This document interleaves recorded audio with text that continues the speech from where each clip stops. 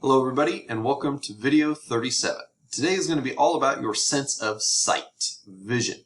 There's a lot that we're going to be able to talk about for vision. It's one of my favorite topics to go over, but everything that we're going to cover is going to be related to the anatomy and the physiology of your vision. So everything with structures and function.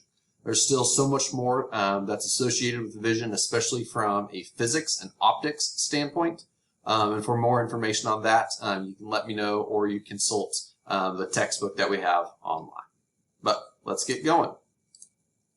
So the eye is going to be using the nerve receptors known as photoreceptors, because photo means light.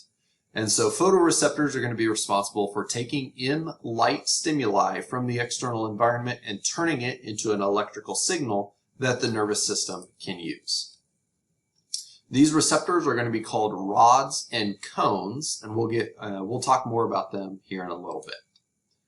You have three layers of tissue that make up the eye. So starting superficially, you have the sclera, which is a very, very tough and very fibrous layer. You have the choroid, which is going to have some pigments responsible for scattering and absorbing light. There's going to be a couple other structures here that we'll look at as well. And then you have the retina, which is going to be your photoreceptive layer. Traditionally, the white of the eye is going to be known as the sclera, even though sclera is really the external tough and fibrous portion of which the white of the eye is primarily made of sclera. You also have the cornea, which is going to be the transparent window at the front of your eye. It's actually made of sclera, but it's just a slightly different form that you have compared to the white of your eye that allows it to be transparent and allows light to enter through. The choroid is going to contain the iris, and that is the colored part of your eye. So people that have blue eyes will have a blue iris. People that have brown eyes will have a brown iris. And it's made of smooth muscle, which allows it to expand and contract. As it expands and contracts, what it's doing is changing the shape of the pupil. The pupil is not an actual structure, even though we like to talk about it as a structure. Really, the pupil is the absence of a structure. So that pupil is the dark circle at the center of the eye. And actually what that is a hole through the iris where there's no smooth muscle located that light is passing through. And because all that light is going to be getting absorbed as it enters the eye, no light is able to reflect and escape, and so that is what makes the pupil look black. The choroid is going to have ciliary muscles, which are going to do a similar job to the smooth muscle of the iris, where they're going to be responsible for changing the shape of the lens, which is kind of a lens that's used to refract and change and focus light. Move myself here. The lens sits right behind the pupil. So again, the pupil is not actually a structure, but we kind of talk about it like it is a structure.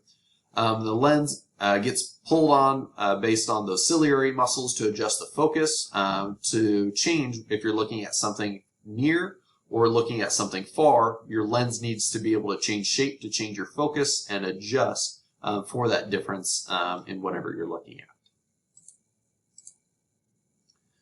The retina is going to have photoreceptors known as rods and cones. So we mentioned those previously.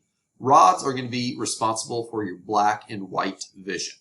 They are very, very sensitive. You tend to have a lot more rods on the peripheral sides or on the edges of your vision because cones are responsible for color. Each cone is going to be sensitive to red, green, or blue color, and how those three are stimulated are going to give you your secondary colors and things like that. They require a lot of light to be stimulated, so you need a lot of a red color in order to stimulate a red cone. And so you have very few cones on the peripheral of your vision out here and a lot more rods, because color on the peripheral vision is not nearly as important to survival as just simply being able to sense things like movement and figures on the edges of your vision. The densest area of cones for color is going to be found at the fovea. It's going to sit on the back wall of the retina densest area of, fewer cones and more rods being found as you work around the edges of the retina. So on that fovea, that's going to be where you're going to have the best color vision. And we're going to look at where that fovea sits here in a picture here in a little bit. Then as you move from that fovea, you're going to get fewer cones and more rods percentage-wise as you look at them as you move to your peripheral vision.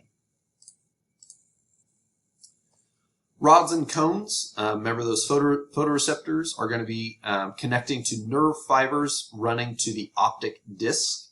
The optic disc is going to sit slightly off-center from the back wall of the retina. They'll come together into the optic nerve. And then that optic nerve will travel through the optic chiasma and then travel to the brain so that it can be interpreted so your brain understands what information is being brought in by your eyes.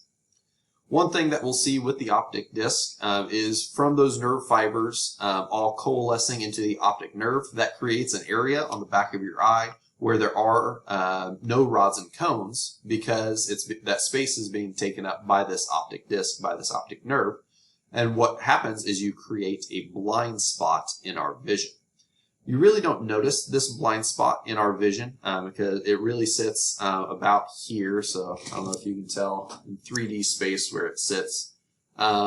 Because what happens, humans move their eyes a lot. And part of the reason we move our eyes a lot is that our brain can continually be pulling information about our external environment. Then what your brain will do is in your blind spot, it doesn't actually see what's there. But whatever is sitting there wasn't in your blind spot just a millisecond ago, the last time you moved your eyes. And so your brain will fill in the blank with what it thinks should be there based on previous information and based on surrounding environment. And it'll fill in the gaps so that we don't actually notice our blind spot unless it's actually pointed out like it will be in our vision lab. That's exactly what I was saying there, where it is filling in the picture based on previous eye movements. Inside of our eyeball, there's going to be some fluids, and those fluids are what maintain the internal pressure and keep our eyeball from deflating and becoming flat. In the anterior chamber, so you have two chambers, anterior more towards the front, and you have a posterior chamber more towards the rear. The anterior chamber is filled with aqueous humor. It's a very, very watery fluid between the lens and the cornea, responsible for keeping that cornea at a nice shape to allow light to enter. Vitreous humor is going to sit in the posterior chamber, so it's going to be posterior to the lens. It's going to sit between the lens and the retina and be responsible for keeping the majority of your eyeball from being deflated. The vitreous humor is a much more jelly-like fluid as opposed to the aqueous humor, which almost looks like water when we look at it during our dissection lab. When it comes to moving the eye, you're going to have 6 extraocular muscles responsible for moving it. When we look at our cow eyes, I believe cow eyes have 4, so it's a little bit different than in humans. But you have the superior rectus muscle, going to be responsible for looking superiorly, so looking up. And it will also pull your eye slightly medially, so towards the midline. So it'll pull your eyes up and slightly inward. You have the medial rectus, going to be responsible for looking medially, so almost like you're crossing your eyes. And you have the inferior rectus, which is going to help you look inferiorly, so down and slightly medially. So that one is more of the true crossing your eyes muscle. Then you have the lateral rectus, which is going to be the opposite of your medial rectus. Going to make you look laterally, so move your eyes out. The superior oblique, so this is going to be able to look superiorly and laterally. And you have the inferior oblique, which is going to be able to look inferiorly and laterally. One thing you might, some students might get confused on is that your inferior oblique muscles do not contract at the same time necessarily, because you think if one muscle is looking one muscle is looking laterally, if you're looking at something to your right side, you think your right eye needs to look laterally, your left eye needs to look medially. And so you're going to have these pairs muscles, and actually usually it'll be more than a pair depending on what direction you're looking at. but it's not the same muscle on both. So if I'm looking at something to the right, I'm going to have my lateral rectus of my right eye contracting and the medial rectus of my left eye contracting. Here we can finally see a picture of everything we've been talking about. So you have a couple of the muscles here, the lateral rectus, medial rectus. So we're looking from above at an eye. You can see the cornea made of the same thing as the sclera right here. Sclera, also the white of the eye. It's also that thick and tough fibrous tissue on the external part of the eye. Cornea being clear with aqueous humor sitting inside in between the cornea and your lens. Here you can see the pupil where there's actually a lack of structure. This would look black in the human eye. You can see that there. And then the iris, the colored portion of your eye made of smooth muscle. You have these ciliary muscles that are going to be pulling on the lens, responsible for changing the shape of that lens, depending on what the depth is of whatever you're looking at. Here you see the choroid. You have the retina. The retina is going to be containing all those rods and cones. Rods are responsible for black and white vision. Cones are responsible for color vision. You have the vitreous humor here, a jelly-like substance keeping your eye inflated. You have the fovea here, where you're going to have the highest concentration of cones. So that's where you're going to have the greatest color vision.